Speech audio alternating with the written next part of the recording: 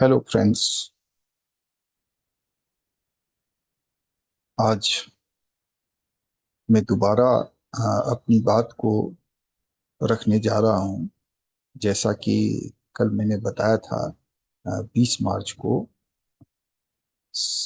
जंतर मंतर से लेकर के संसद अ, भवन तक एक मार्च का आयोजन किया गया था। जो आंदोलनकारी थे, मार्च करने वाले थे, उनका मुख्य मांग शिक्षा मंत्री धर्मेंद्र प्रधान के इस्तीफे की थी। और उसका कारण आपको पता है कि पिछले 2014 से अभी तक कितने पेपर लीक हुए हैं, इसकी संख्या को आप भली भांति जानते हैं। असंख्य असंख्य पेपर लीक हुए हैं। और जिसमें होता क्या है कि पेपर लीक होने का मतलब ये है कि एक कारोबार हो गया है। और कारोबार में कौन संलिप्त संलिप्त हैं? जो बड़े बड़े लोग, पैसे वाले हैं। और वो अपनी नौकरी पा लेते हैं, पेपर लीक के माध्यम से अपने बच्चों का एडमिशन अच्छे अच्छे कॉलेज में करवा देते हैं। लेकिन जो वो पैसे के बल पर करते हैं। असल सच्चाई ये है कि उनमें इतनी टैलेंट नहीं है कि जो सिलेक्शन उसका सही रास्ते से हो पाए। तो उस चीज से बचने के लिए वो पैसे का इस्तेमाल करके एक तरह से पेपर को खरीदते हैं और नौकरी को खरीदते हैं। ये व्यवस्था को लूट लेते हैं। लेकिन दूसरे तरफ जो सही अभ्यर्थी हैं, सही तैयारी करने वाले हैं, जिनका सही में अच्छे अच्छे कॉलेज में एडमिशन होना चाहिए, उनका नहीं हो पाता है। जिसमें ये व्यवस्था सारी दुनिया को पता है। तो इसमें पेपर लीक जब हुआ, नहीं हुआ तो उसका तो कुछ कहा नहीं जा सकता है। लेकिन जब पेपर लीक हो गया, प्रकाश में हर चीज आया, और उसमें अगर आप जो उसके जिम्मेदार लोग हैं उनकी जिम्मेदारी तय नहीं कर सकते, तो कैसा लोकतंत्र है ये, कैसा सरकार है? ठीक है। तो आंदोलनकारी का मुख्य मांग यही है कि इतने 80-90 से ज्यादा पेपर लीक होने के बावजूद एक एक ही व्यक्ति को शिक्षा मंत्री के पद पर बैठाए हुए है, और इतना विरोध होने के बावजूद उनको बर्खास्त करने का कोई प्लान नहीं बता रही सरकार। तो ऐसी स्थिति में एक साधारण इंसान के पास क्या विकल्प हो सकता है? तो इसमें मैं कुछ कल के न्यूज कल का कुछ न्यूज है, उसका मैं अपडेट एक बार करना चाहता हूं कि कल संसद का मॉनसून सत्र भी हंगामे के साथ शुरू हुआ। ठीक है। लोकसभा और राज्यसभा में विपक्ष के विरोध के कारण कार्रवाई में बाधा आई, और जो संसद की कार्रवाई है उसको स्थगित करना पड़ा। विपक्ष के कई मुद्दों की चर्चा की मांग की गई, जिसमें विपक्ष ने मांग किया कि कई मुद्दों पर चर्चा होनी चाहिए, जैसे नीट परीक्षा विवाद, शिक्षा से जुड़े मुद्दे और अन्य राष्ट्रीय विषय शामिल रहे। लेकिन उस पर कोई कार्रवाई नहीं हो पाई, क्योंकि संसद की कार्रवाई बाधित हुई। दिल्ली में संसद चलो मार्च के दौरान बड़ी संख्या में प्रदर्शनकारी जंतर मंतर से संसद के आसपास जुटे। चौथी खबर है कि दिल्ली पुलिस ने सुरक्षा के कड़े इंतजाम किए थे।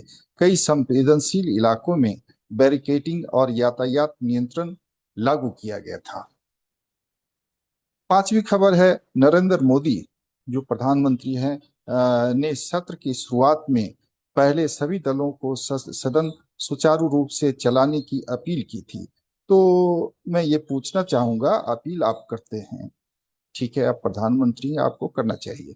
लेकिन यही अपील आप बाहर जो प्रदर्शनकारी बैठे हुए हैं, भूख हड़ताल पर बैठे हैं, उनसे एक बार करिए कि आपकी क्या समस्या है, मैं सुनने के लिए तैयार हूं, और उस पर कार्रवाई करिए।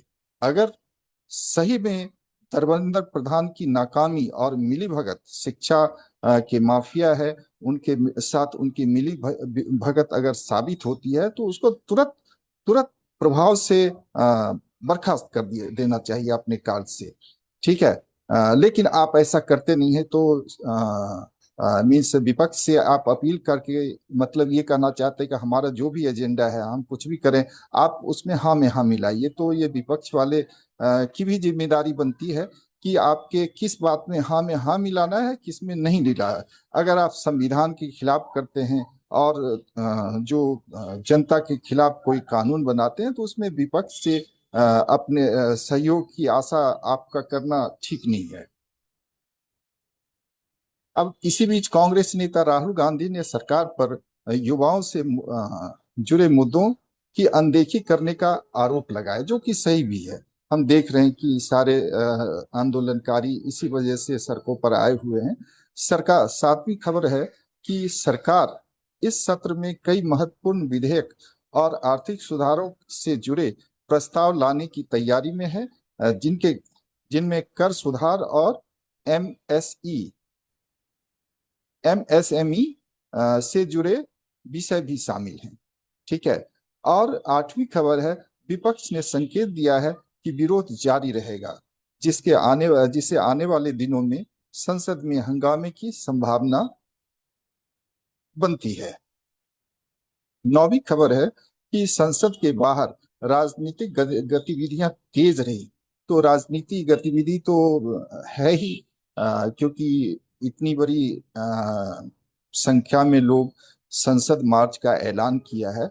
तो राजनीतिक गतिविधि, एक तो जो सरकार में बैठे हुए हैं लोग हैं, जो अपनी तरह से संविधान को एक तरफ रख के, लोक कल्याणकारी कार्य को एक तरफ रख के अपना एक निजी व्यक्तिगत एजेंडा चला रहे हैं, उनको तो परेशानी होगी।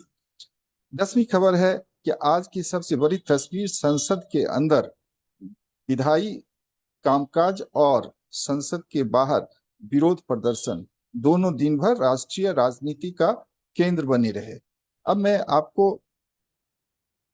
बताता हूं कि संसद मार्च के दौरान कितनी मुस्तैदी से दिल्ली पुलिस के द्वारा आंदोलनकारियों के ऊपर लाठी डंडे, यहाँ तक कि आंसू गोले छोड़े गए। तो पुलिस की मुस्तैदी तो बहुत अच्छी है, लेकिन ये लोकतंत्र के ऊपर करारा प्रहार है। जो लोग आंदोलन कर रहे हैं और संसद के तरफ कूच की शांतिपूर्ण तरीके से कूच किया है, उसके ऊपर आप कार्रवाई करते हैं पुलिस के द्वारा, लेकिन आप ये कार्रवाई, एक लाइन की कार्रवाई नहीं करते हैं कि धर्मेंद्र प्रधान के वजह से अगर पेपर लीक हुआ, मैं उसको अभी तुरंत हटाता हूं। ये सोचने वाली बात है। ये पब्लिक, एक साधारण इंसान को साधारण तरीके से सोचना चाहिए कि क्या सरकार की ऐसी मनमानी से हमारा कौन सा भविष्य आगे बनने वाला है, जिससे आने वाली पीढ़ी को ये पता चले कि हाँ, पिछले समय में ऐसा कुछ काम हुआ जिसके खिलाफ हमारे परिवार के लोग, हमारे जो भी पहले के लोग हैं वो शामिल हुए। तो ये संदेश देने के लिए मैं आपसे, थैंक यू।